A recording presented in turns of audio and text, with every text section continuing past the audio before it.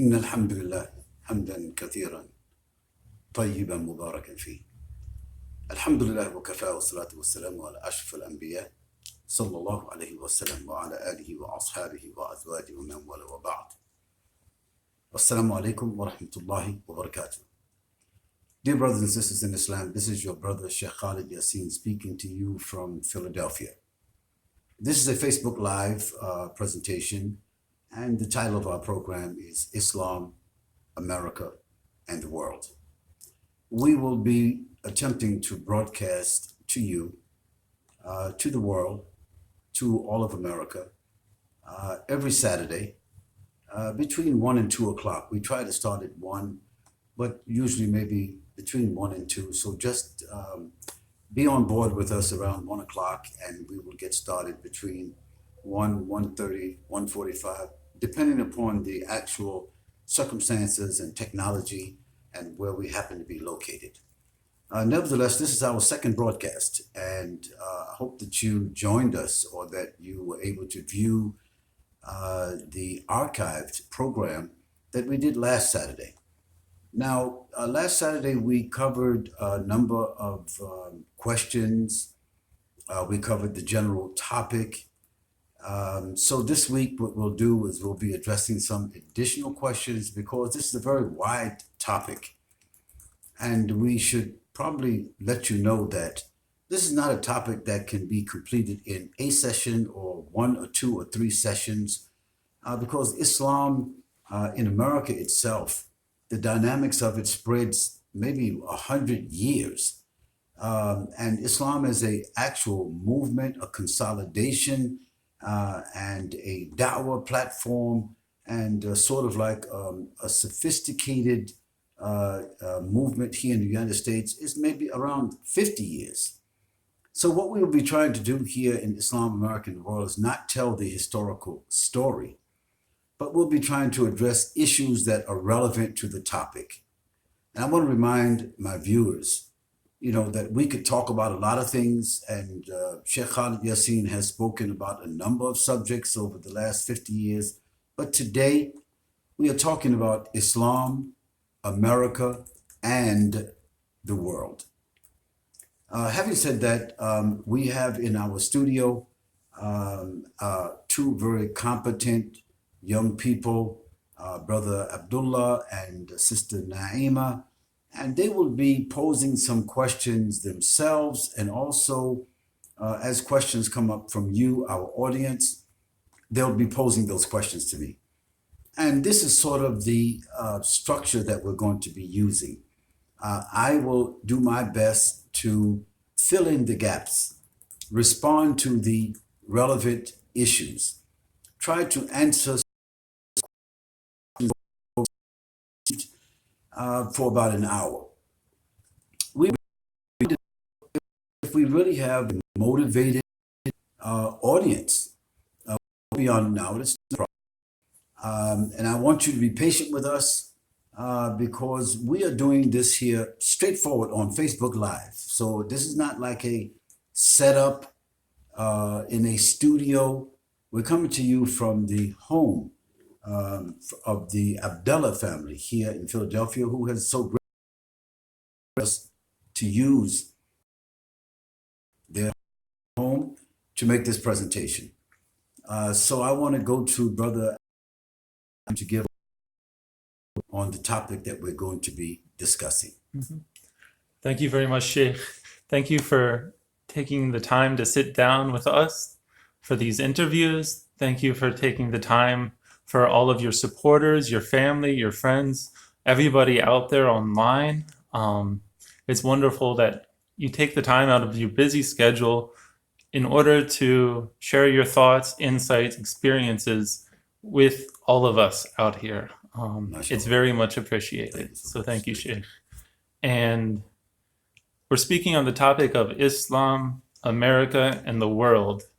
And the Sheikh, Mashaallah, has more than 50 years of experience as a Muslim, being born and raised here in America, and more than 50 years as a Muslim in this country after converting from Christianity to Islam. So I think it's very valuable to hear your thoughts and insight into how Americans can relate to Islam and how Islam and Muslims can relate to America. So I think we'll be talking more about that today. And just getting right into the line of questions. Over the past few days, well, a couple of days ago, there was a mass shooting in a school down in Florida. 17 people were killed, just innocent people. So just what are your thoughts on this atrocity and just I grew up with Columbine when I was in school, but it seems like it's becoming more common for Americans to witness such tragedies. Well, of course, tragic is probably even not the word anymore. It's probably like horrendous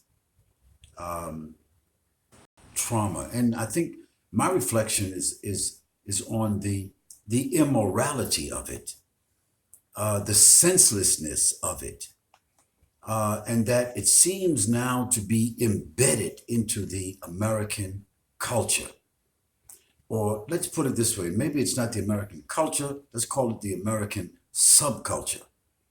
Now, the subculture of America has breeded a lot of different strange nuances that produced similar kinds of acts.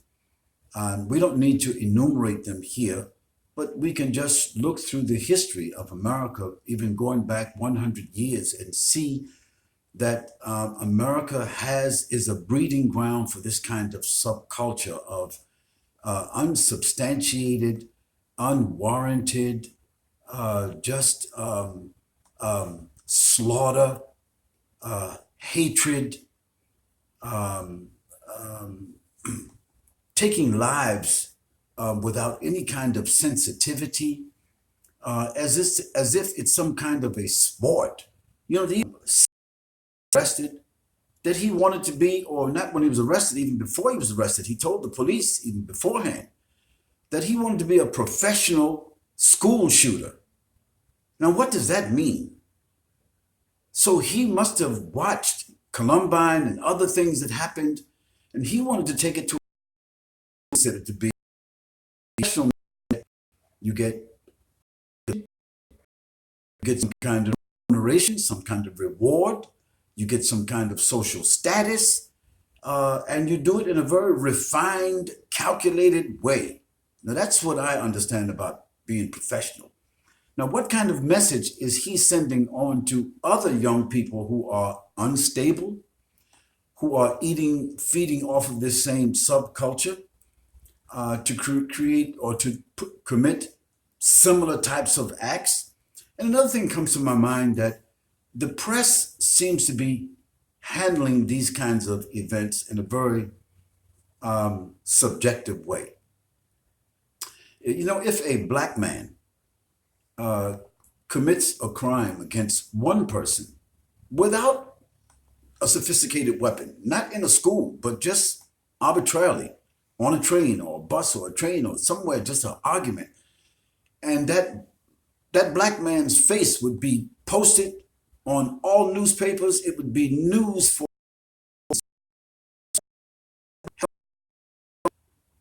What if he announced himself, or he had some connection to Islam? He had his name was Abdullah, or his name was Abdul Rashid or something. Then how would the press would have treated it? Well, we can just go back in the last year and we'll see that when such actions, criminal actions, horrendous actions were done by persons claiming to be Muslims or people who were categorized as Muslims, this was news on every channel for 4 or 5 days, maybe 1 week, talking about Islam, fundamentalism, extremism, radicalism, and from or ISIS or Qaeda. He's a who's bad childhood. Now, I think that's very unfair. This also feeds into the subculture. And so I think not only is it unfair and unethical, but it is also immoral for the media to treat it that way.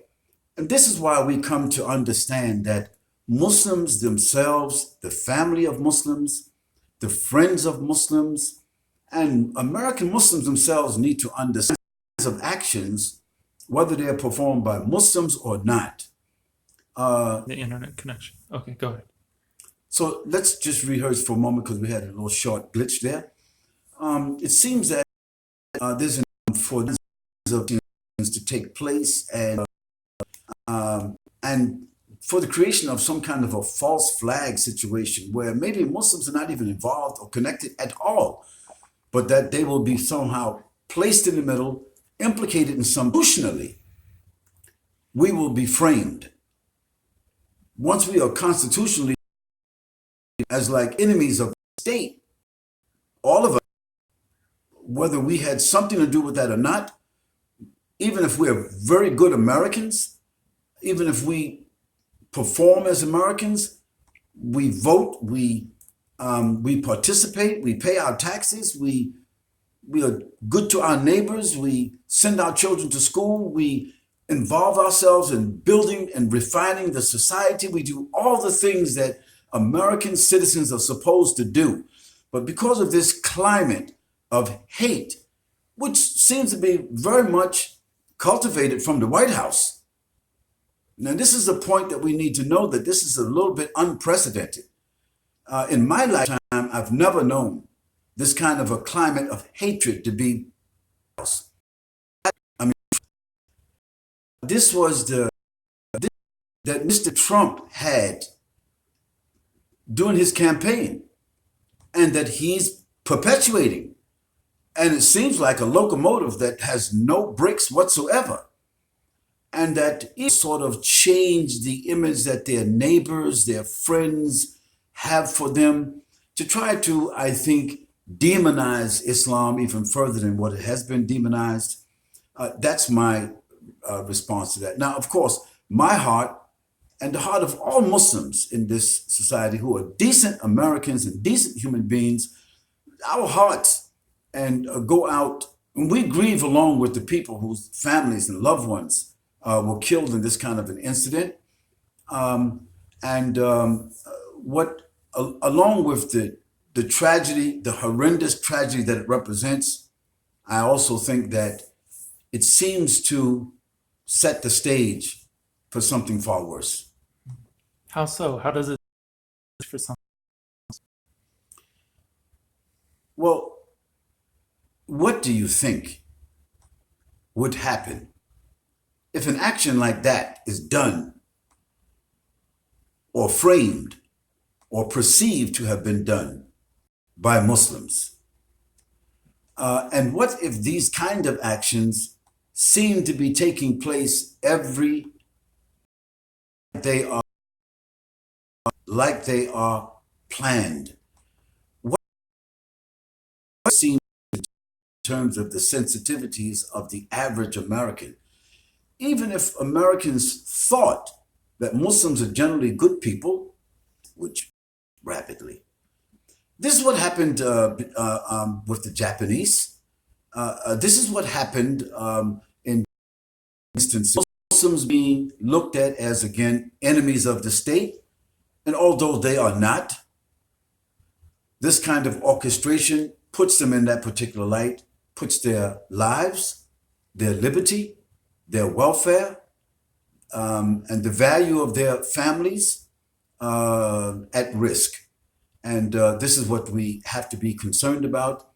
And we have to, that all Muslims, we can't look at this. We have to stand up and make a very clear statement.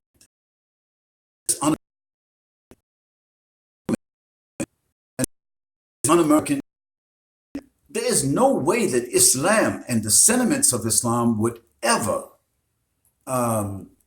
justify this kind of an action done by a Muslim or a non-Muslim, done to a Muslim, or done to a non-Muslim.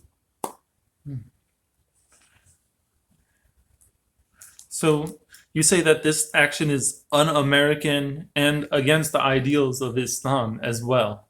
So do you feel that Islamic and American ideals are diametrically opposed to one another, or can Islam and America coexist?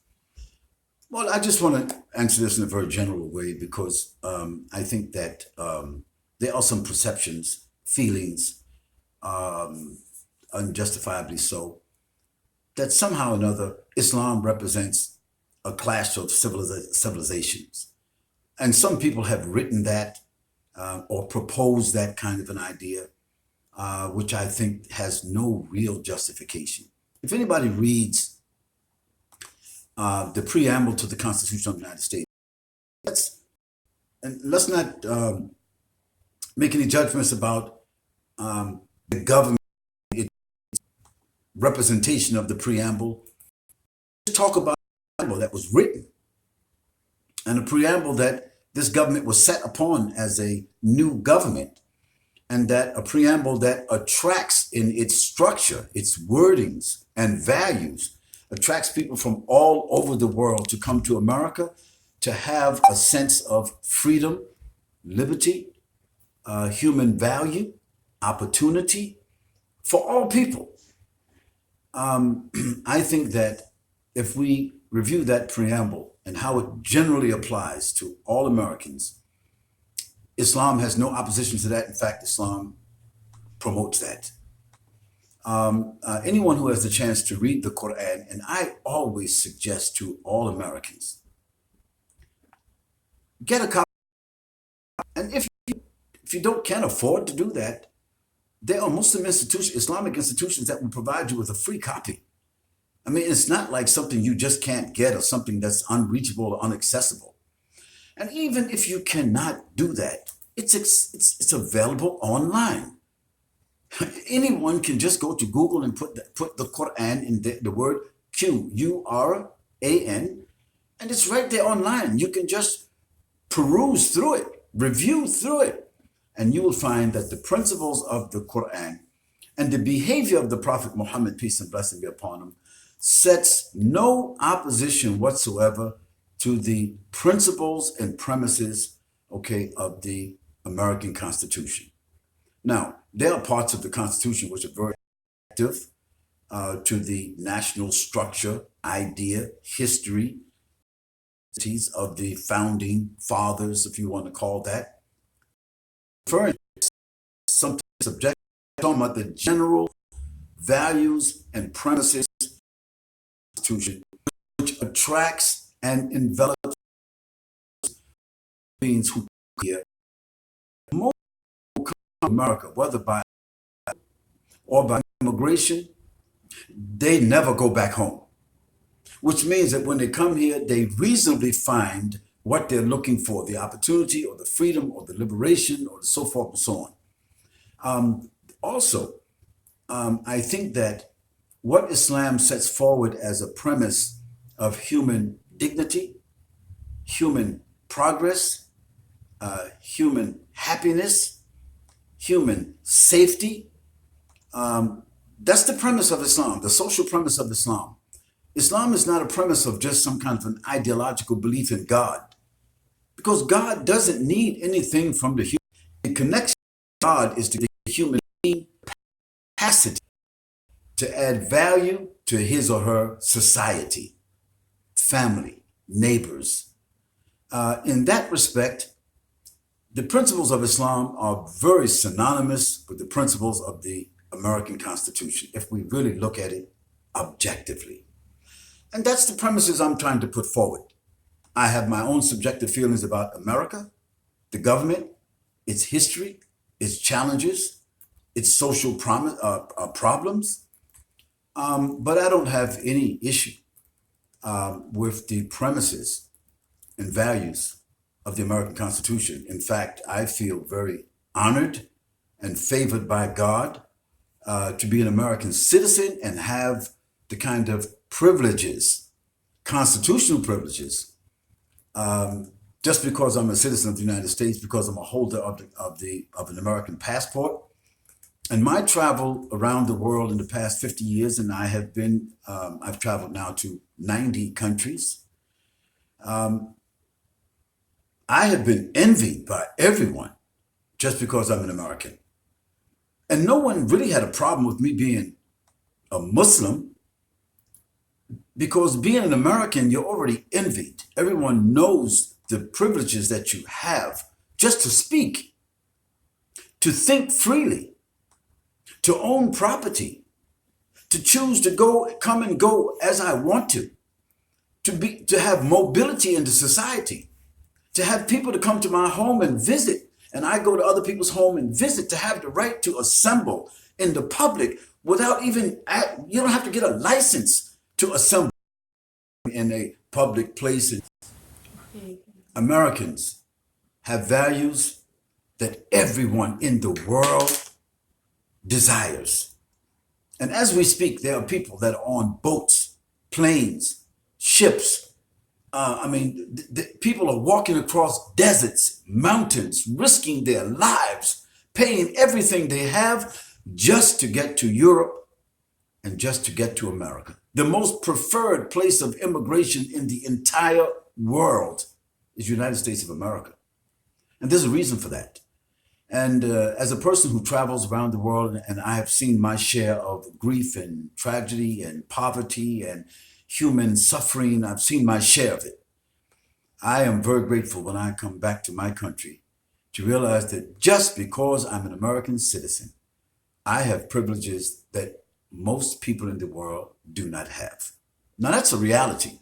The fact that I'm a Muslim sets up some challenges for me. That's to be very real. But that's the American government, and that's not the entire government. It's a particular group of people who have probably traditionally been here for a long time, and they have opposition to certain groups, certain ethnic groups, certain religious groups, or whatever the case might be. Well, that comes with the territory. And we Muslims need to meet those challenges, as other people have met those challenges. Jewish people, when they came to this country and immigrated to this country, regardless of what people want to say, they met with those challenges. Polish people, when they came here, Catholic people, when they came here, Hindu people, Buddhist people, all kinds of people. When you enter a melting pot, you enter some form of some people receive you well, and other people reject you. You have some prejudice. You have some people that are very philosophical and very open-handed. Well, Muslims in America are facing some challenges, but I think that for the most part, we have access to almost every privilege that any other American has access to. That means that if we are prepared, well, we can compete. And if we compete, we have the chance to win. And whoever in America wins, whether it's a team, whether it's a corporation, whether it's an individual, when you win in America, you are awarded a station in America, a social distinction in America, where your religion becomes fairly insignificant. Let us use the Mormons, formerly called the Church of Jesus Christ of the Latter-day Saints. Just look back 120 years ago, maybe 130 years ago, and see what was the status of the Mormons vis-a-vis other mainstream Christians. They were oppressed. They were more than oppressed. They were driven out of certain parts of America by their fellow Christians. And so over a period of time, they consolidated themselves in a particular region, which is now today called Nevada. I think that their main city is, not Nevada, Utah, excuse me. And, if anybody looks at the history of the Mormons, you really have to be impressed that they came from zero, meaning that being oppressed, being demonized, looked at as a cult, and so forth and so on. But today, what's the status? What is the social status of the Mormons in America today? As a result of their being resilient, as a result of their being patient, quiet, focused, taking advantage of the privileges that are available and the resources that are available, what's their status today? Well, I've been to Utah. I've done my own introspection and research on the Mormons. Many people don't know this, but this is a fact. The Mormons are the wealthiest Christians in America. They are probably the most socially, politically powerful Christians in America. And they've been now well received into the mainstream of America by other Christians. Now, it may have taken 120 years, 140 years, whatever, but I think that their progress stands for what can happen in America to a group of people who were demonized by their own fellow Christians. I think that there's the same room and opportunity for Muslims in America, because until today, there may be 2 million Mormons in America, if there are 2 million. But as we stand today, there are over 6 million Muslims in America. And Muslims, we have a longer history than the Mormons. We have a longer global history with more resources. In my estimation, a much more profound and diversified distinction.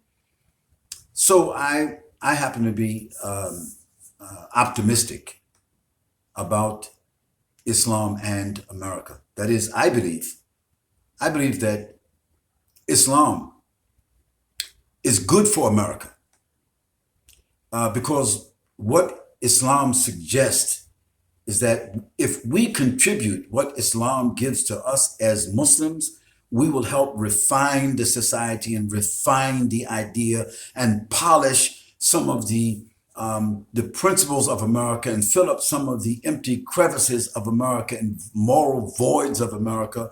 And we will bring to the table the human resources that other people have brought to the table. And we will bring another level of moral and cultural and religious sophistication to America.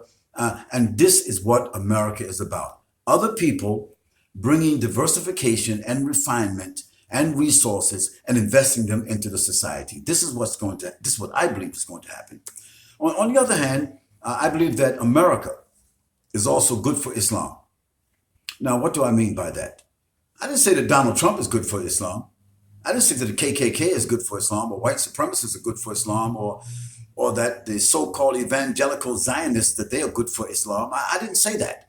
And I didn't even say that all Americans, whether they're white or black or Hispanic or whatever, that they're all good for it. I didn't say that. I mean that America as a society with its institutions, with its resources, America with its constitutional privileges, America with its historical premises is good for Islam. Why? Because it's a soil that the seed of Islam has been planted, is growing at a very powerful rate. And when you take aside the subjective demonization and this whole atmosphere of Islamophobia, when you take all of that to the side, Muslims have in the last 50 years made considerable investments in America and made considerable commitments to America that has shown what it is to be an American. And I think from the outside, if it's looked at objectively, my perception would be very much supported. Now, my own colleagues, Muslim colleagues, whether they are scholars or they are students of knowledge or whether they are lay people or whatever, to sell this idea to them might be a bit difficult in the beginning because people have their own subjective feelings. They've been victimized and with this Islamophobia, and a great deal of Muslims right now are kind of feeling, that they don't have many options and that, they're at the bottom of the barrel. Well, I don't feel that way based upon my exposure, based upon my research, and based upon the privileges and the resources that America has given to me. I know where I was born. I know where I started out at, and I thank Almighty God, because I don't believe that the opportunities that's been given to me, I could have done this, or I could have achieved this, or that I could be a part of a legacy to even say what I'm saying if I was in some other country other than America. So I believe in qadr. That is the will of God. I believe, you understand me, and I believe in the grace of God. And I think that it is the grace of Almighty God, and it is the determination of Almighty God that Muslims like myself have turned to Islam as a set of values, while we retain the responsibility and while we retain the original premise of the constitutional values of the American society. And I think that Muslims who have come from some 39 or 40 Muslim countries, who have come to this country in the last 50 years, similar to myself, they have embraced the values of the American Constitution and made them better human beings. They have used their Islamic values to pray, to worship, to make progress, to make their investment, to be good citizens, to be good neighbors. And all of this seems to suggest to me that the cup or the plate or the dish or the table of America is good for Islam. Now, if we can proceed with that premise, that Islam is good for America and that America is good for Islam, if we can proceed with that premise, I think that 10 years from now, 20 years from now, the status of Muslims in America would not be expressed in their numbers. It would be expressed in their resources. It would be expressed in the residue, and it would be expressed in the development that they have participated in to make America a greater country than it has. And Mr. Trump,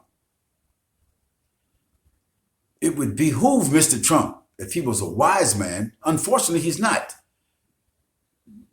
But if he's a wise man and somehow or another he listens to some wise people, if he wants to make America great, whether he thinks it has been great, that it is great, if he wants to make it greater than it is, he should look at the investment that God has made and the determination that God has made to put 6 million Muslims here, people who are part of the Islamic faith. And then he should look at the performance of the Islamic faith over the period of the last 1,300 years and the civilizations that it has created and the resources that it has developed, upon which the American society and its institutions are still beneficiaries of today.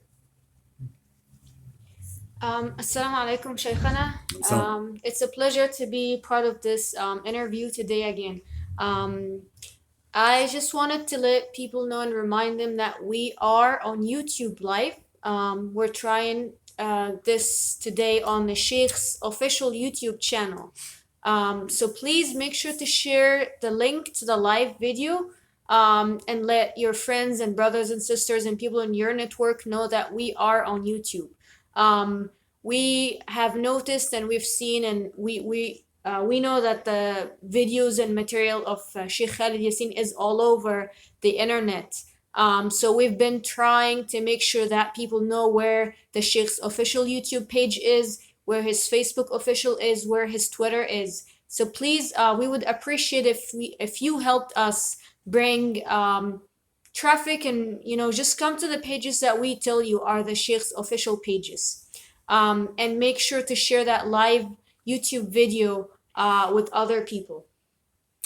Sister Naima, thank you very much for that. This is probably a good time for me to remind people that the 50 years of my life, or 52 years being a Muslim, has been captured and is being organized in the form of a book and a movie called Son of a Prince After X. And Son of a Prince After X is sort of descriptive of the generation that came directly after the assassination or the phenomena of the late Al-Hajj Malik Shabazz, better known as Malcolm X. I'm referring to myself as a son of that prince.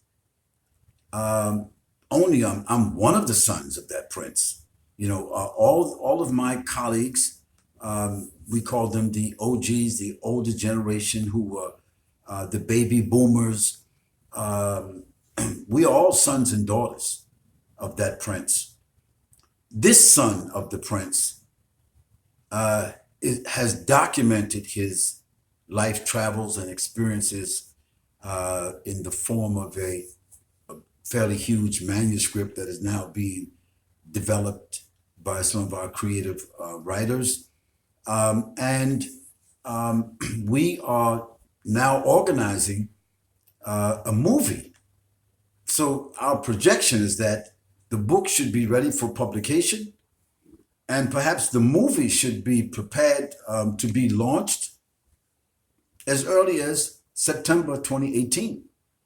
So we want to remind our people that all of what we're doing, whether it is the book or it is the movie itself, the title is fairly self-descriptive. Son of a Prince. That's who we are. That's who I am. The reverts, the first generation of reverts here in America. And after X means the 50 years. What has happened in the last 50 years after Malcolm X?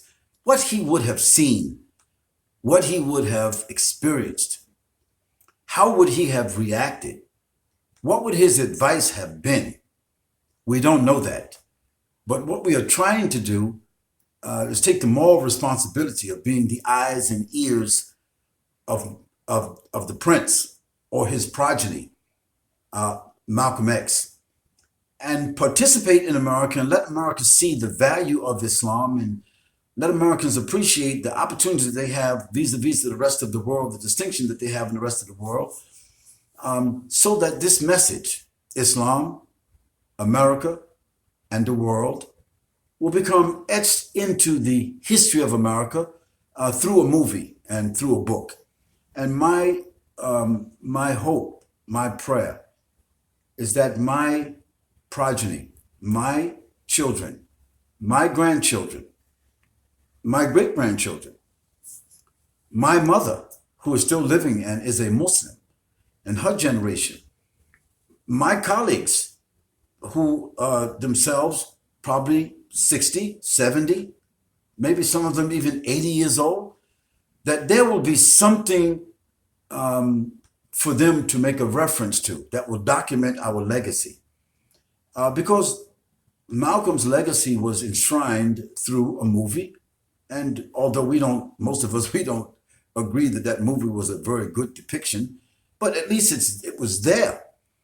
His book was, his life was further enshrined by the book that was written by Alex Haley. And although we know some of the subjective motivations behind that, still there was a book and there was a movie. So here we are 50 years after Malcolm X, and after traveling around the world and all over America and having opinions and having the challenges that we have and our experiences, we're now documenting that book. And we're also turning that book into a movie. And we would ask our viewers to please keep that in mind. And so I think that we have a couple of ways that which they can support this effort. We have, what is it called? YouCaring. You can go to YouCaring and you can contribute to this project that we're working on. You can collaborate. You can write to us and we can give you any information that you might want to make you a part of it and feel a sense of belonging to the project. We are working on the movie. You can come to our Facebook page and you can also contribute that way. You can go to ShaykhKhalidYasin.com, skypurpose.com. You can go there. That's our website. And the first thing you can do, which is very easy, like and share. I mean, we don't need you to like and share because of popularity. We need you to like and care because that's a way of supporting us in social media. The other thing that you can do is that you can go to our Facebook page, you can go to our website, and you can actually register and subscribe. Now, this is very important. On our YouTube channel, it's important for you to be able to subscribe. I think before the end of our broadcast, there will be a button that comes up on the screen that asks you to subscribe. We ask each one of you just to subscribe. This will have some, this will give us some leverage. This is something very important. It's cost you nothing to do that. Now, if you don't support it, you don't believe it, you don't believe it deserves your support, then we're not asking you to do something against your own moral reasoning. But if you are a friend, a family member, a supporter, a student of Shaykh Khalid Yasin or the work that we've done, then we're asking you to like and share and go to our website, shaykhkhalidyasin.com, skypurpose.com. Register and subscribe. And there are many benefits of subscription. And before the end of this broadcast, we ask you to subscribe. This will really be helpful to us. So let's continue. All right. Thank you, Sheikh. Well, do you want to mention your tour as well? Yeah, of course. Once our trailer, if you go to the internet, you've probably seen in the last 3 or 4 years, we have a teaser, and we have to make sure you understand that that was just a teaser. After X Final was a teaser. Now, there was legitimate work that went into doing this teaser for the After X Final, and it does represent the sensitivities and the initiation of this project. But now we are diligently engaged in the development of the actual movie for television.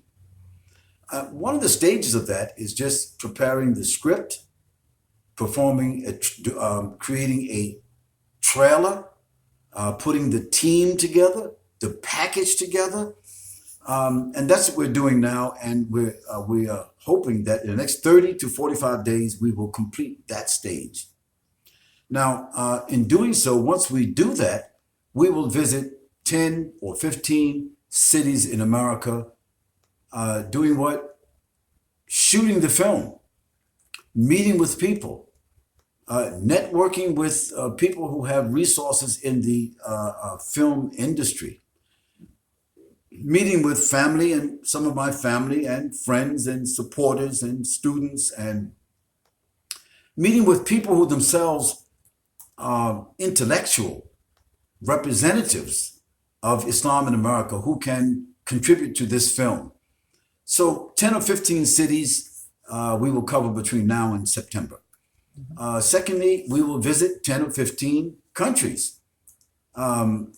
Many of them in West Africa and some of them in East Africa and others in other parts of the world where we have visited in the past. So this is the tours that we will make around America. This will also include the tours that we will make around the world to give everyone access and exposure to this powerful project.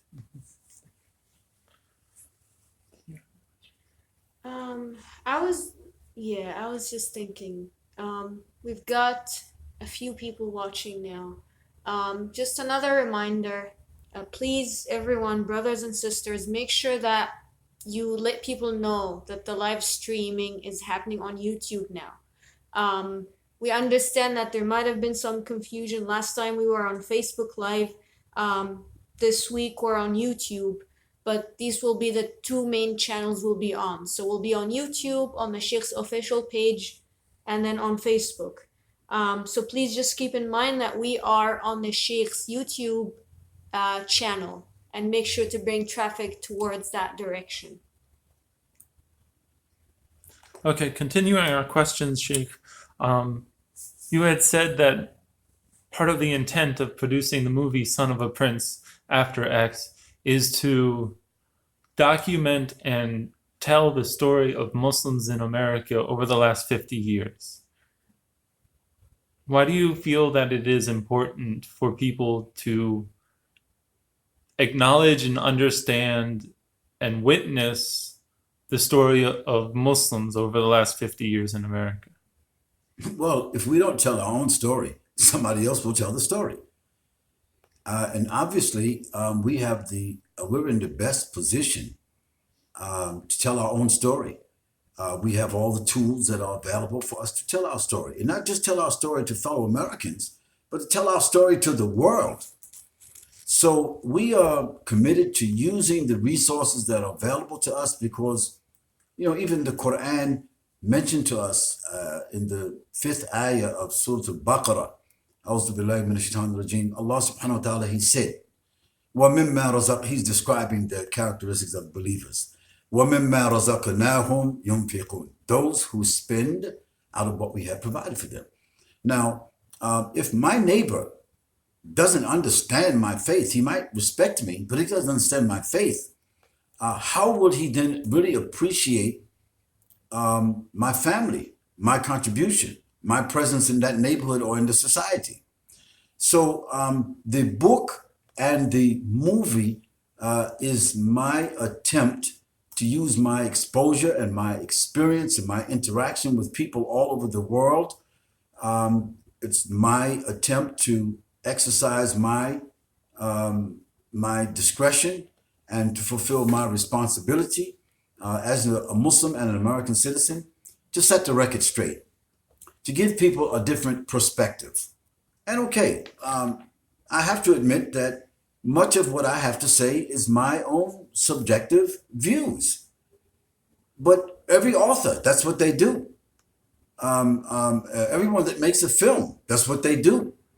They take a set of incidents or a subject and they give their subjective view. This is part of the dynamics of being an American, being in the modern world, and taking advantage of multimedia. At the same token, I will be using the sources of the Quran. I'll be using the life of the Prophet Muhammad, peace and blessing be upon him.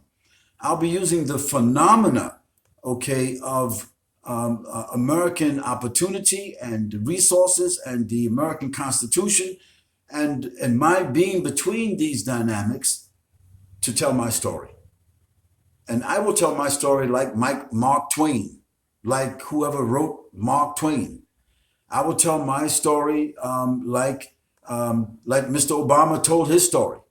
I will tell my story like many other Americans, Will Rogers, how he told his story. Because this is part of an individual opportunity and responsibility to tell their story if they believe that their story is worthy, that other people will benefit from.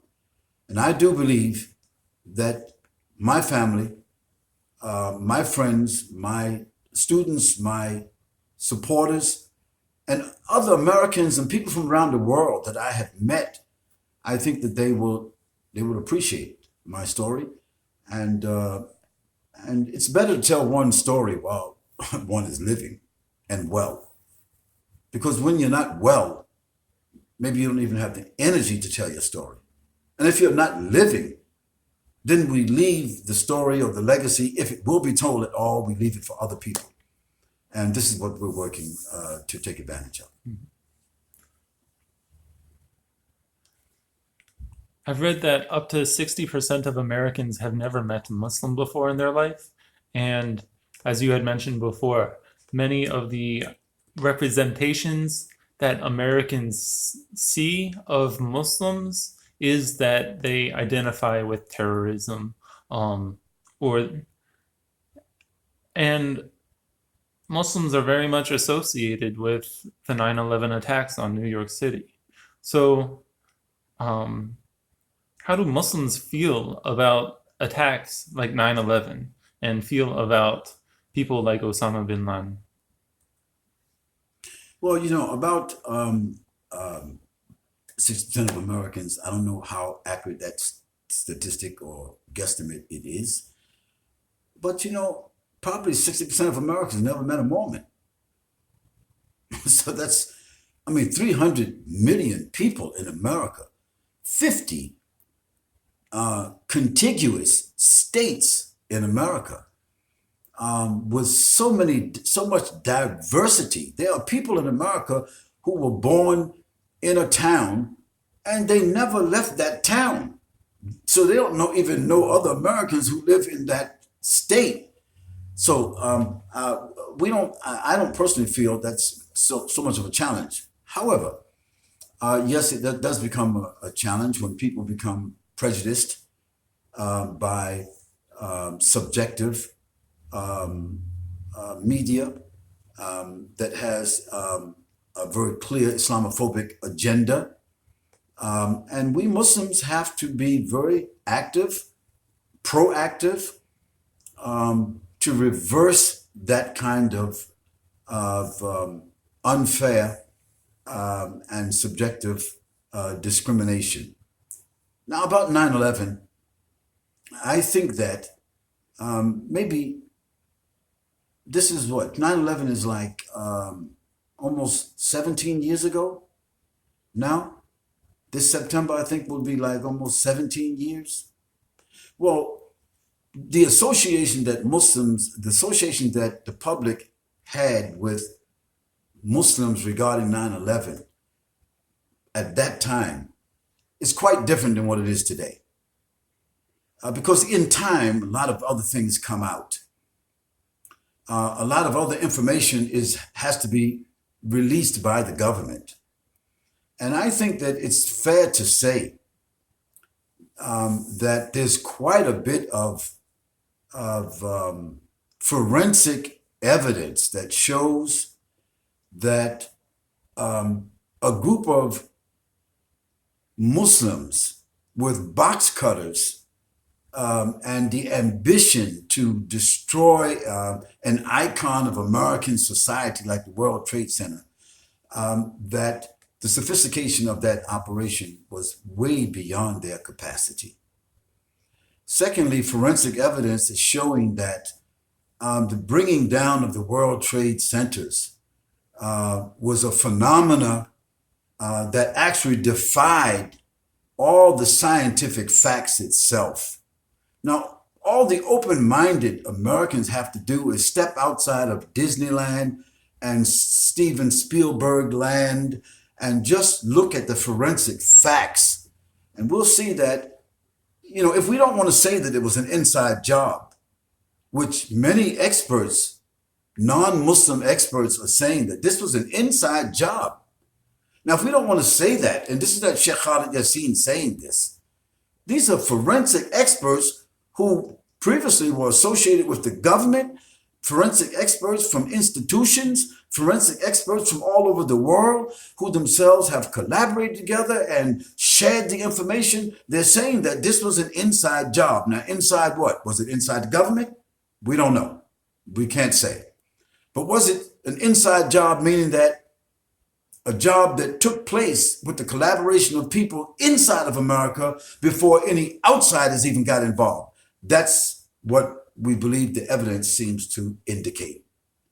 That there were bombs set up inside those buildings, just like a demolition, which means they have to be wired, they have to be synchronized. It takes months, it takes weeks and months to set up that kind of sophistication. And how would they do that inside of buildings which is being monitored 24 hours a day? We say that those are answers that, those are questions that have to be answered by the facts. Now, we're not saying that the official report that was given, we're not going to say that we differ with the official report as a whole, but we'll say that the forensic evidence seems to suggest that a new investigation, a new arbitrary investigation, needs to be done in the interest of, not in the interest of clearing Muslims, because if some Muslims participated in something of that, if they collaborated with something like that, even if they were just part of the conspiracy, they're still guilty. But if there were others who were complicit to it, the American society, Americans need to know that. And therefore, I think that YouTube is available. And people should go to YouTube and see what kind of evidence, forensic evidence, has been collected in these 17 years in regards to that event. And I think that what we'll find out is that those Muslims were not alone, if they were Muslims at all. Because nowadays, just somebody can put on a turban or wear a beard and call themselves whatever they want to call themselves. This doesn't mean that it has anything to do with Islam. It just means that some people who call themselves a certain name or whatever it is did some act, but it is obvious they were not by themselves, because they would not have had the capacity to perform an act that now we see requires tremendous scientific refinement, knowledge, collaboration, synchronization, so forth and so on. Just like the assassination of our president, John F. Kennedy, we now know that Lee Harvey Oswald was not the lone shooter of the president. Now, I mean, well-respected people in the field of research and film have put this out to the American public, even recently. But what can we do about it? That administration of that time cannot be prosecuted, because it's like 25 or 30 years afterwards or more. So I would say that Islam as a faith has not been indicted by 9/11. Islam as a faith has not been indicted by any such actions like that, because Islam as a faith doesn't contain any such parameters or principles that justify the taking of human life or the destruction of property or the subverting a civilization or a government. This has nothing to do with Islam. And if any Muslims have those kind of sentiments, they are extremists, they are fanatics, they are terrorists, just like the Christian extremists, fanatics, and terrorists who committed so many actions around the world and are still committing acts in America that we see. And I say that, you know, terrorism is wrong, whether it is retail terrorism, you know, where 300 people are killed, or whether 5,000 people are killed. That's retail terrorism. But wholesale terrorism that involves the taking of lives and the destruction of countries and ripping out and robbing of natural resources of people, which amounts to the millions of people, which Christians have done all over the world throughout history, and which Christian nations are doing as we speak. So terrorism, fanaticism, extremism, and criminal behavior, immoral, unethical behavior is wrong, whether it's done by people who claim to be Christians, Jews, or Muslims. And Islam or Christianity or Judaism as scriptural faiths have nothing to do with that. Well, still speaking of 9/11 and the fact that the incident, regardless of what people think who was behind it, still had a huge and significant impact on the lives of millions of Muslims, whether for the way Muslims are perceived in the United States, their own Muslim experience here, people who lived in America before 9/11 and after 9/11 talk about how things changed dramatically for them. There was a time when nobody knew who Muslims are and what Islam is. And then all of a sudden, the spotlight was on Muslims. Yes.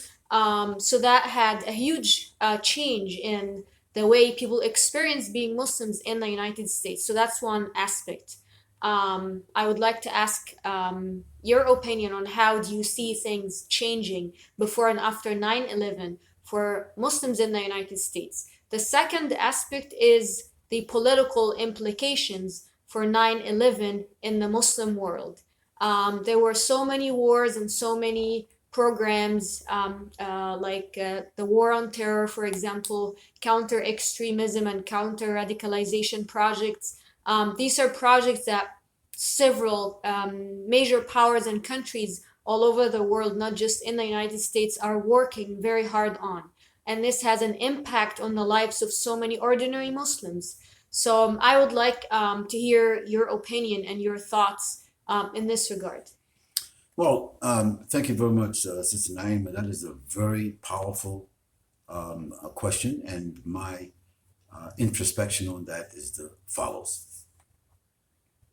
9/11 as an incident, as an episodic incident, as it was seeming, in my estimation, was designed to be, created a social, political challenge for Muslims in the United States and Muslims outside the United States for the reasons for which it was enacted.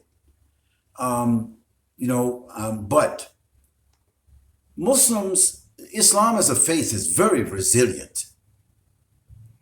Faith itself in God throughout history has been very resilient against all kind of satanic conspiracies. So I am again optimistic that Muslims are rebounding. Islam is still moving at tremendous leaps and bounds. All statisticians, all statistics seem to say the same thing, that Islam is the fastest moving faith in the Western Hemisphere, if not the world. Islam is moving, people are coming to Islam at a more rapid pace than towards any other faith on the globe. In spite of 9/11, in spite of the counterinsurgencies, in spite of the war on terror, in spite of this and in spite of that. So this is one thing. The other thing is that the best steel comes from the hottest fire. The most valuable, things that the earth produces, it produces from the most pressure. Diamonds, gold, so forth and so on. So I believe that in the divine scheme of things, these challenges are built to produce the very best Muslim. And Muslims in America are becoming very diverse, very resilient, and forces them to be able to defend themselves, defend their faith, mix with other Americans, show other Americans the value that they have to this country, show other Americans how remote such acts are to Islam, how foreign that they are to Islam. And I think this is a continuous challenge that we will face as Muslims in America, as Muslims around the world are facing similar challenges. Those challenges will continue as they have throughout history, and we will not get rid of those challenges. They will simply not go away. The armies of God have armies of the devil or shaitan that will challenge them. This has been the history of faith versus materialism. Now, in this regard, I think that Muslims in America will find an ongoing challenge, not just to respond to the issue of 9/11, but to distinguish themselves as American citizens and distinguish themselves as American citizens who are also Muslims, and American citizens who are Muslims who have the capacity, to take advantage of the resources that are in America, not only for the benefit of their faith, but to take advantage of the resources of America to help refine their society. Jewish people did it. Catholic people did it. Hindu people did it, Japanese people did it. So were their challenges any less than ours? No, they were not necessarily. And it would be foolish and prejudicial and narrow-minded for us to say so. Now, do we have some unique challenges? Of course we do. But those unique challenges are no longer able to be identified as ethnic challenges, because now Islam is not locked inside of any ethnic group any longer. Okay, predominantly we say that the reverts in America, for the most part, they are African American, but they are also now Hispanic Americans. They are also white Americans, and they're just as Muslim as anybody else. And they're also Americans like anyone else. So then the challenges take upon a different set of resources, a different set of tangents, a different set of aspects, and the history of Islam, the profile of Islam throughout history is that Islam works its way through all of those challenges to give credence and contribution to any civilization that it arises or it breeds in, and adds refinement to that society to such an extent that every place that Islam has landed and bred and developed and taken root and produced fruit has been a compliment to humanity, and taking humanity to another level, offering them different diversified resources. So again, I think that Muslims should keep in mind that when they are attacked either verbally or ideologically or physically, this is part of the territory. You got to take that with the territory. And where would you rather be? Where would you rather be to defend Islam or to defend yourself? In a place where you have no civil liberties? In a place where you don't have freedom to express yourself? Or to be in America? Well, it's obvious. I mean, the question is quite obvious. And again, I thank God that that as an American citizen, I can answer these questions without feeling any kind of apprehension about my safety, without having any apprehensions about my being arrested, indicted, and placed in jail without trial or whatever the case might be, simply because I'm expressing my views. Now, what could happen, what has happened, is that any Muslim, anyone supporting Islam, could be singled out. Some conspiracy could be enacted upon them. And yes, that's always the case. And with any kind of faith or any kind of social challenge or whatever the case might be.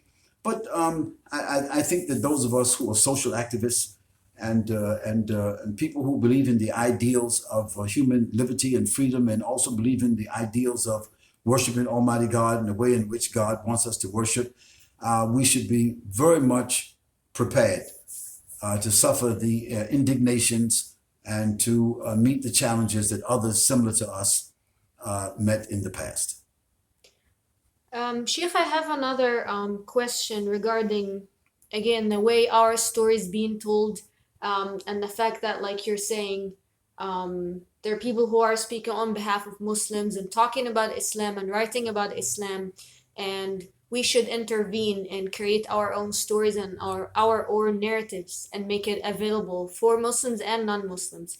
So one of the phenomena that a lot of Muslims are dealing with, and all of us are dealing with right now, is all of the labeling and names and affiliations that people throw left and right, whether they know what they're talking about or not. And that comes from both Muslims and non-Muslims. So you have people talking about being Salafi, being Ahlul Hadith, being Sufi, being Islamist, being politically involved Muslims, having all sorts of tags and names and labels. So a lot of people are so confused. And I think, in my opinion, our scholars and our respected speakers and sheikhs need to talk to us about what we should do regarding all of these names and all of these labels that are confusing people. Well, again, thank you very much for that inquiry. And I'm sure that the question that you asked is that many other people share the same concern. So let me, in my own inimitable way, try to address that set of challenges. First of all, everyone has the right as a Muslim to wear whatever jacket they want to wear, to call themselves, in addition to Muslim, whatever other nomenclature or adjective that they want to attach to themselves. It doesn't make them better, or it doesn't necessarily make them any worse. But in terms of necessity, the Quran says what God said to Abraham, وَسَمَعُكُمُ الْمُسْلِمِينَ. That is, we named you as Muslims. It means that it should be enough to be called a Muslim. Now, if you want to add some further refinement or some further clarification because of historical, social, ideological issues that took place, so you don't want to be generalized as a Muslim, but you want to be known to be a good Muslim, a correct Muslim, or whatever, that's okay. But this is a phenomenon that has taken place in all religions. The Protestants broke away from the Catholics as a protest to what they thought was the domination of the subjective religious sentiments of the Roman Catholic Church. And they called themselves Protestants. They themselves represent today a huge segment of the Christians in the world today. Then evangelical Christians and other kinds of Christians, the Calvinists and others, they broke away from the general model of Protestants and became Baptists and Methodists and so forth and so on. So this is a phenomenon that you find in every religion.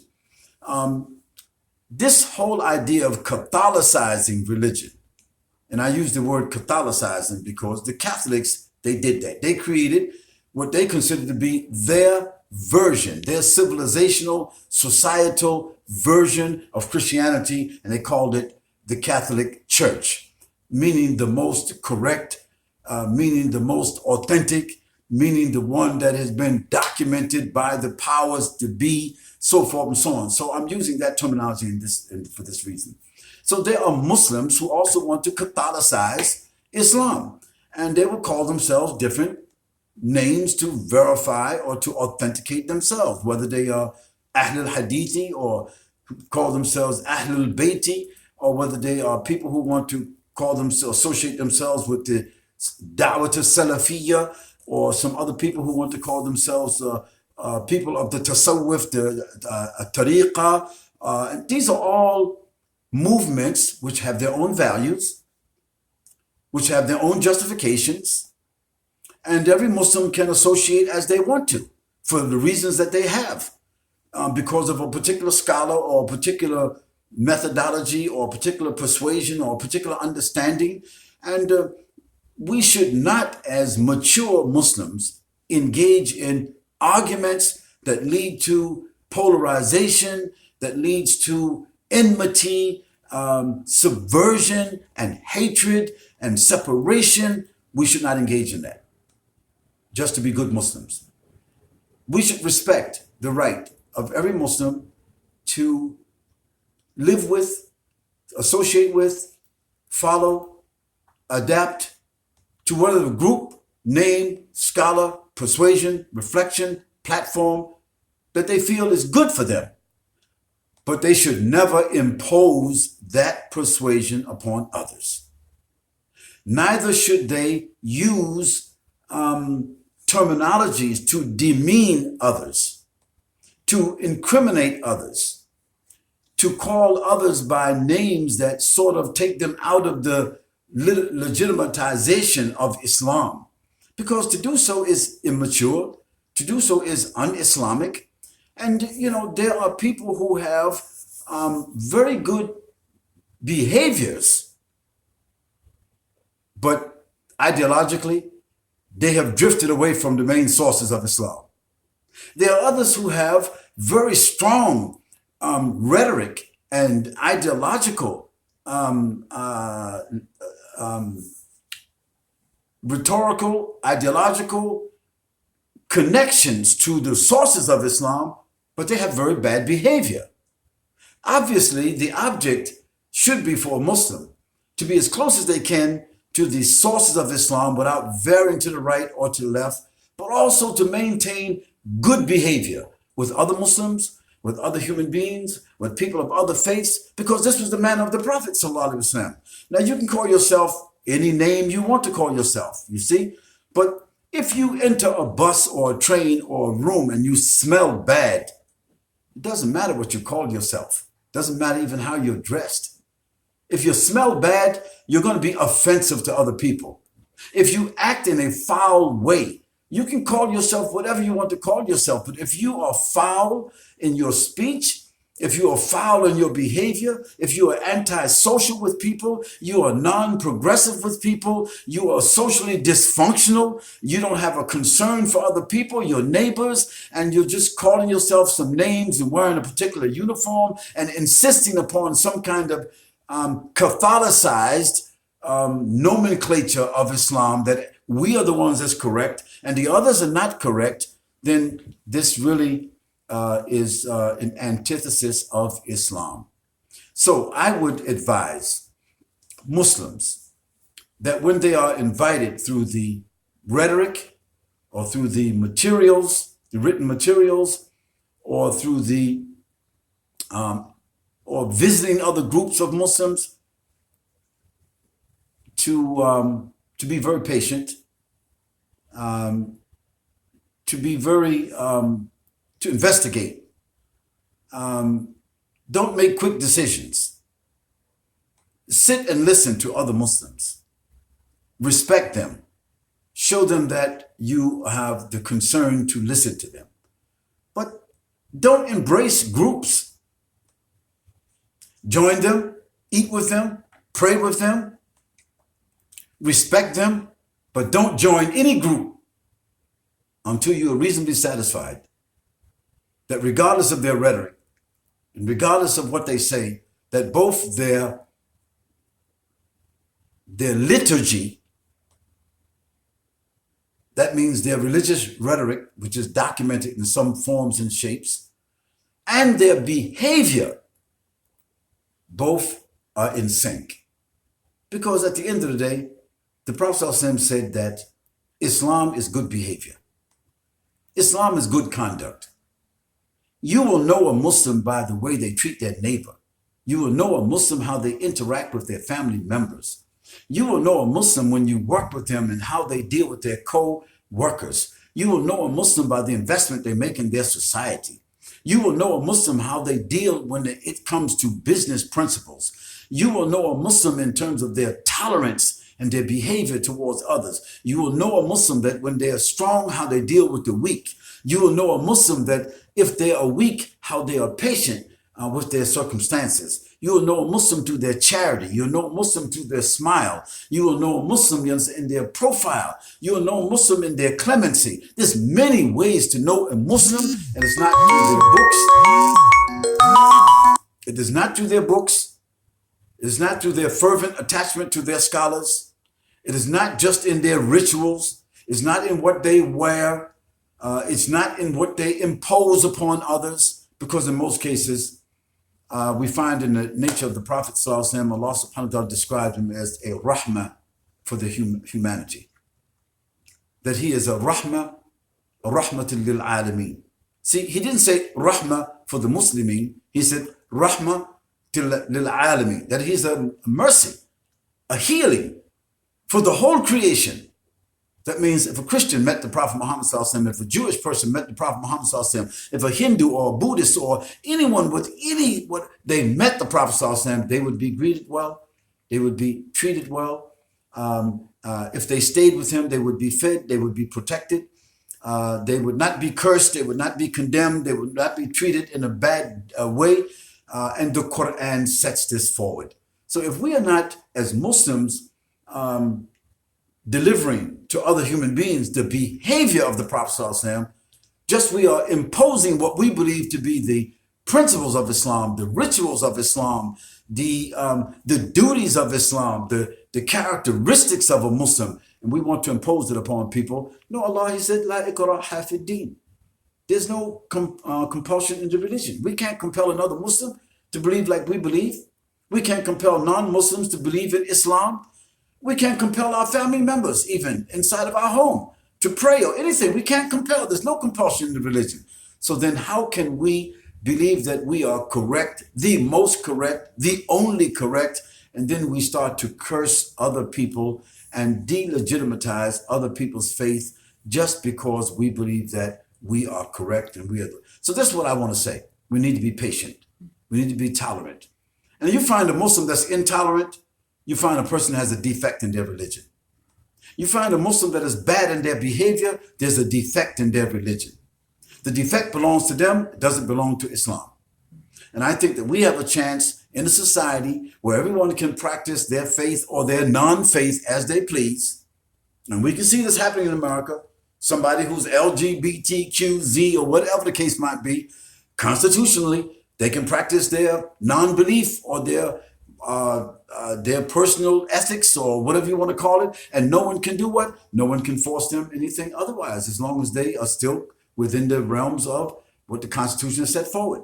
So if that means that we have to be tolerant with the most radical parts of the society. We don't have to accept them.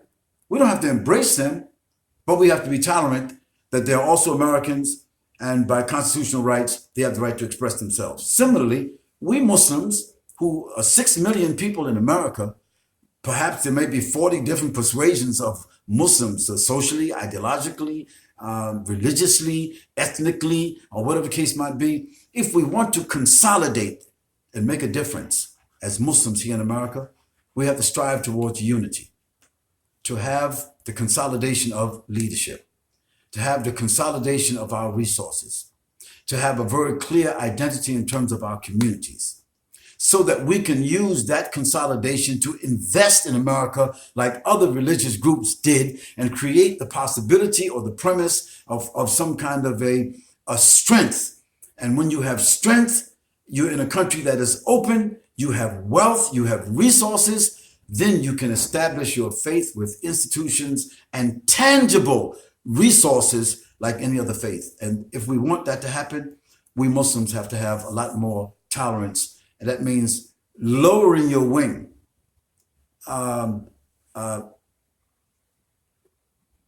emphasizing the universality of Islam and modifying the distinctions. Yeah. And Allah, He knows best.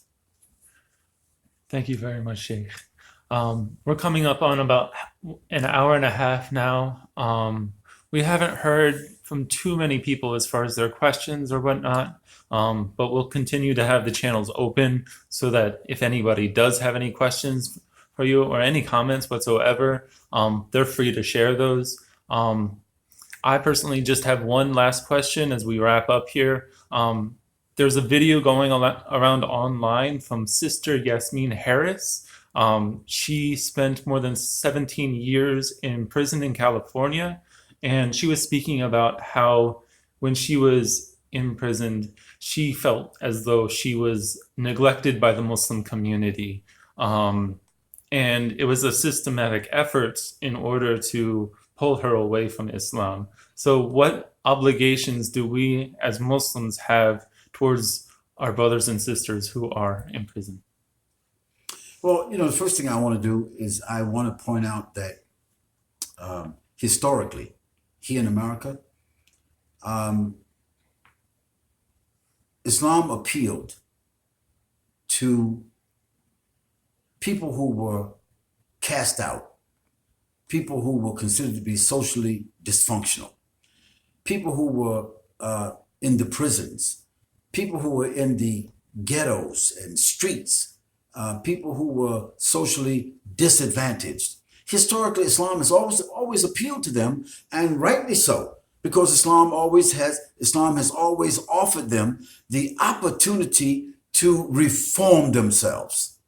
And so we see the phenomena in America. We know that the prison industry in America now, there's more people incarcerated in America than there are in any other country in the world. I have been told that in America, there are more than 3 million people incarcerated. I have also been told that it's possible that 15% of the people incarcerated in America are also Muslims. Now, if we take that guesstimate to be correct, 15% of 3 million people means some 450,000 incarcerated Muslims. Now, these people could remain incarcerated. They could also remain entrenched in whatever brought them to jail. Or Islam could be a source of their reformation, which in the case of Sister Yasmin Harris, that it actually did. Now, if in fact there are 450,000 human beings who, regardless of the crime they committed against society or against individuals, that they reformed themselves, they became Muslims, reformed their lives to be productive, to be repentive, to be functional, and to come back into society after paying their debt, then we have an obligation to receive them. Secondly, while they're incarcerated, we have an obligation as Muslims to support them, because there's a system in Islam called zakat. And part of the zakat system is to support people who are either enslaved or people who are in debt or people who are incarcerated. So those in debt, those are enslaved, those that are incarcerated, those that are incapacitated, they have a right to our zakat. Now, if there are 6 million Muslims in America, and let's just say that half of the 6 million Muslims in America, 3 million of them, earn $30,000 a year or more. That's a huge sum of money. This means that those Muslims who make that kind of money, they should be paying zakat every year. And if they have to pay zakat every year, they have no right to take that zakat money, to take the tax money that they get and send it to their country or who they want.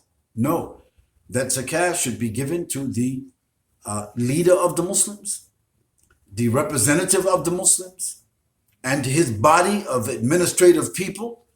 And then it should be divided in such a way that all the 6 or 7 categories that have been enumerated by the Quran itself, those 6 or 7 categories, of which incarcerated Muslims, incapacitated Muslims, Muslims in debt, or Muslims that are enslaved, they have a right to that zakat. So that situation should not happen to Sister Yasmin. And it shouldn't happen to the other 450,000, if that statistics are correct, to people who are incarcerated. Every Muslim should have the feeling and the obligation and the commitment to support, even if it is only writing a letter. I mean, can we understand the impact that it would have upon an incarcerated person, Muslim or otherwise, just to receive a letter that they would not receive maybe from their parents? Maybe they don't have any friends. Maybe they've been cut off from society for a number of reasons. What would the impact of a letter, how would that impact upon their lives?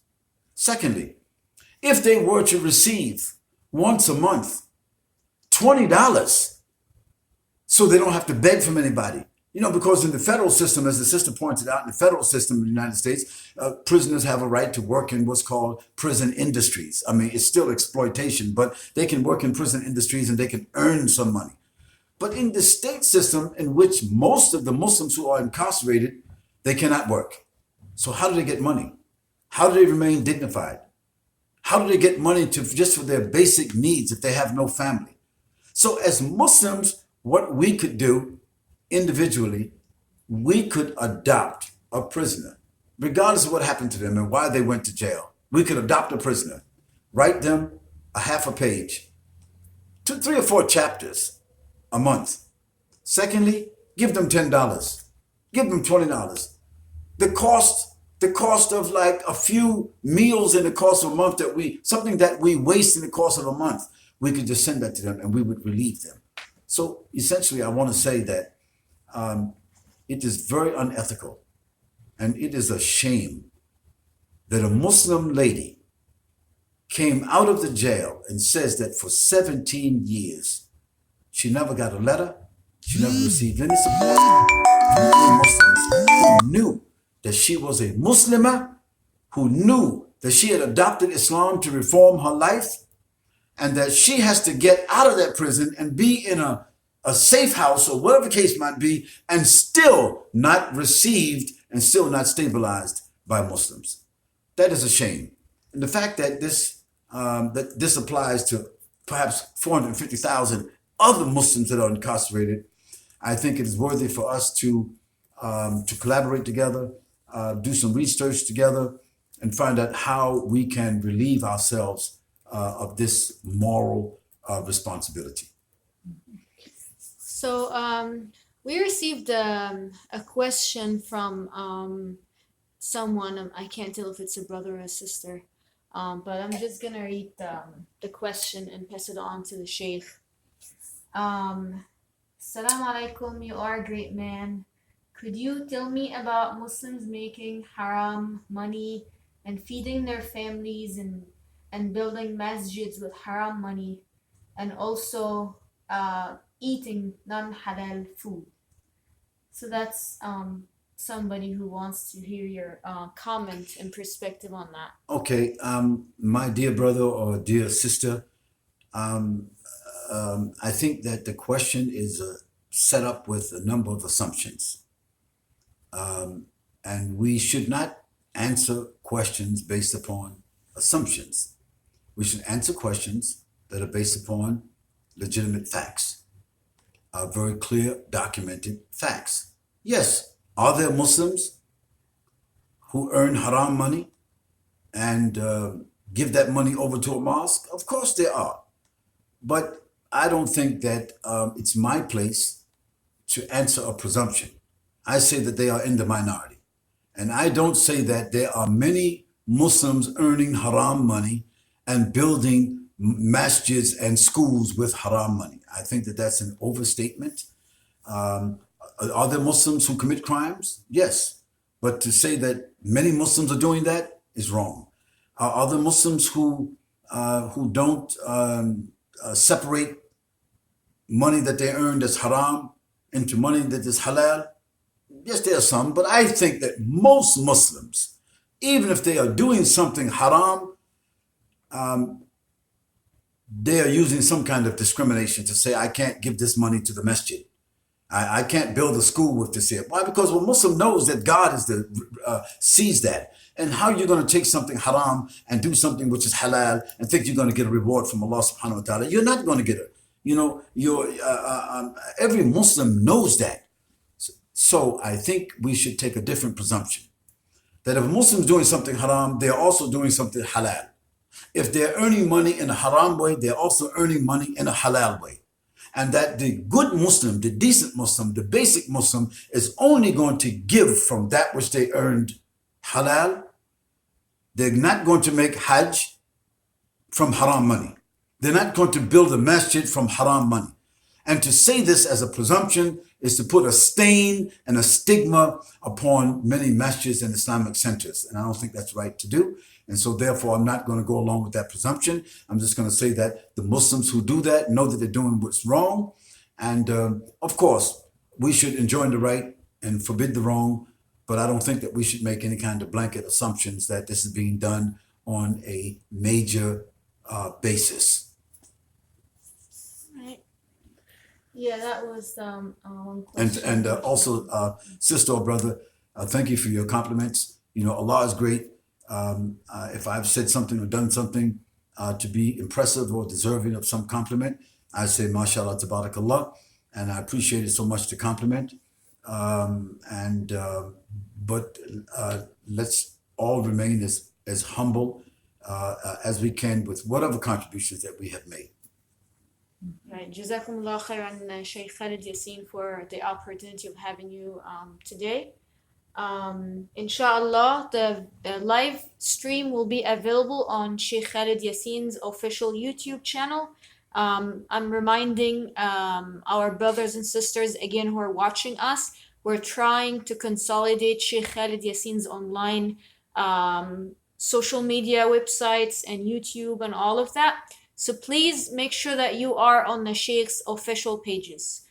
Make sure that you subscribe to the YouTube channel. Any upcoming or any new uploads will be exclusively uploaded only on this one particular channel. We know that Shaykh Khalid Yasin's productions from over 15 years ago are all over the internet.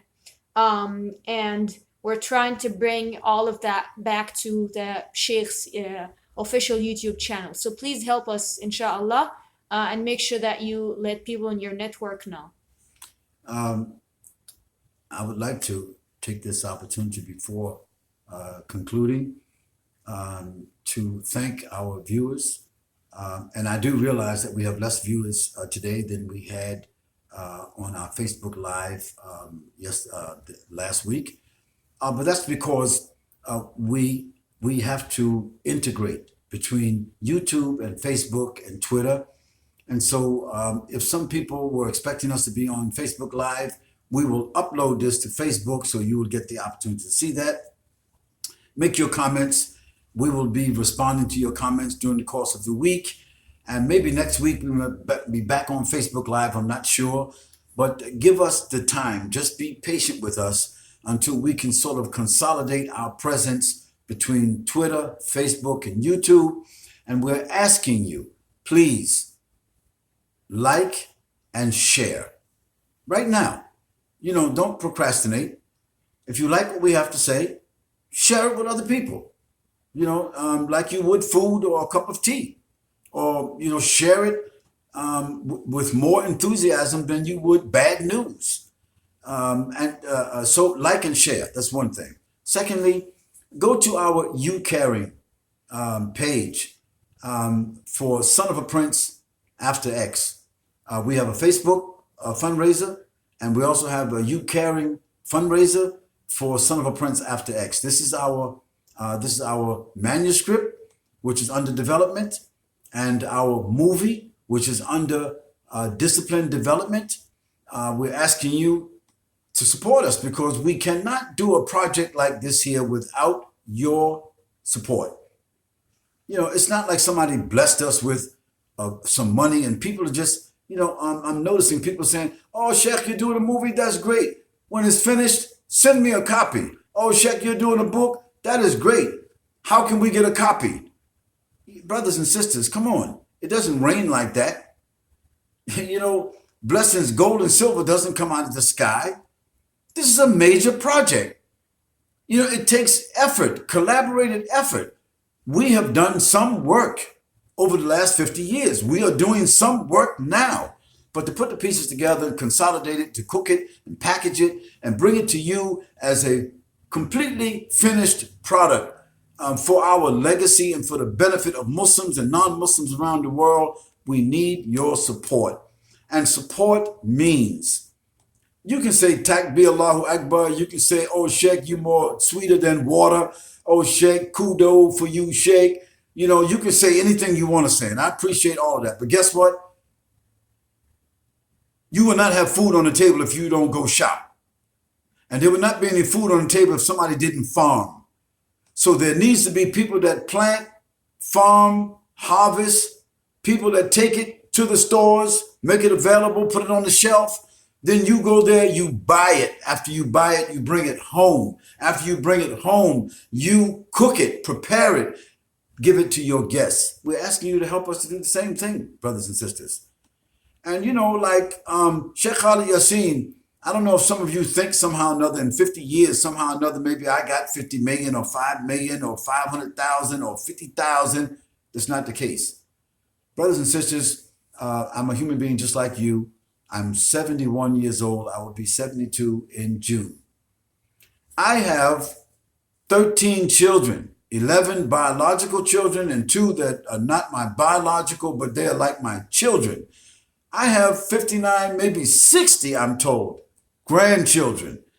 So whether I'm able to fulfill that tremendous responsibility or not, and my mother is a Muslimah, so just trying to fulfill my duties to my family, my children, my grandchildren, and all those things, it takes up a lot of my time and my resources. And at the end of the day, I've never been rich. Allah has blessed me to travel around the world. But no, I do not have a bank account with any significant amount of money in it to do this kind of a project. Let's make that point clear.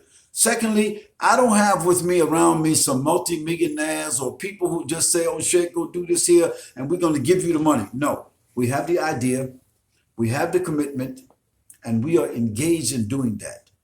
But if 10,000 Muslims around the world who say their family, friends, supporters, homeboys, homegirls, whatever you want to call it, 10,000 Muslims gave us $100, gave us $10, or just $1, it would significantly help the project that we're working on. And we're not begging you.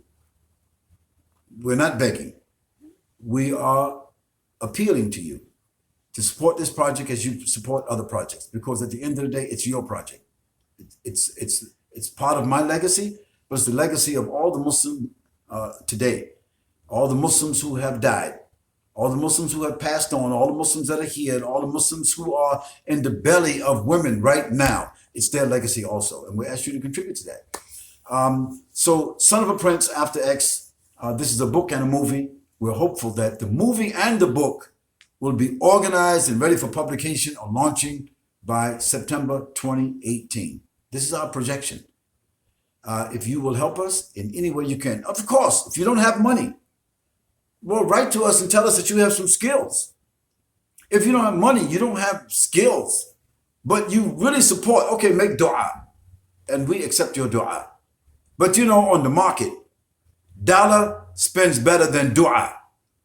Dua is for the akhirah, and we appreciate that, we need that. But in the market, where they produce books, in the market where movies are produced, we need dollars. And that's a reality. So we thank you very much for tuning in to us and listening to our broadcast, whether you're part of the live broadcast or whether you're listening to it archived. Again, please watch, listen, like, share. Go to skypurpose.com. Go to KhalidYasin.com and subscribe. And at the end of this talk, you will see a button that says subscribe. Go right now and subscribe there, because the more subscriptions that we have, the better it is for us to be able to monetize what we're doing. I would ask Brother Abdullah if he has any further question, or Sister Naima if they have any other question before we close out. Do you have any other? I guess we could just let people know that inshallah this will be an ongoing program, and the Sheikh has mentioned that in the previous episode. So if you have any questions for the Sheikh, he gets hundreds of thousands of messages on his personal account. He gets tons of phone calls every single day. There's an overwhelming interaction that's happening with the Sheikh's social media accounts all the time. But we would like to remind you that this is your opportunity if you want to talk to him directly. If you want your questions to be addressed, and if you want to hear an answer from the Sheikh, please make sure to come and tune in and watch the live broadcasts and the live interviews that we have, so that while we're looking at your comments and while we're looking at your questions, we can get the Sheikh to answer and respond to what you're saying. Thank you very much, Sheikh, for sitting down with us again today. We're looking forward to next week again, sitting down with you. May Allah bless all of your efforts, and may Allah bless the Muslims. Ameen. We ask Allah subhanahu wa ta'ala, we want to thank Sister Naima and Brother Abdullah for their diligence, being part of this project, and helping me to make this happen and consolidate these resources. We ask Allah subhanahu wa ta'ala that He bless you in your own endeavors, and that He gives you the consistency and the resiliency and the resilience to be with us and to continue this project as we are embarking upon it. And again, to our viewers, whether they're family, whether they're friends, whether they're supporters, wherever you are in the world, We thank you for your tuning in to us and for supporting us. We say, Subhanaka Allahumma bihamdik, wa nashhadu an la ilaha illa ant, wa nastaghfiruka wa natubu ilayk. Subhana rabbika rabbil izzati amma yasifun, wa salamun ala al-mursalin, walhamdulillahi rabbil alameen, ameen. Wassalamu alaikum wa rahmatullahi wa barakatuh.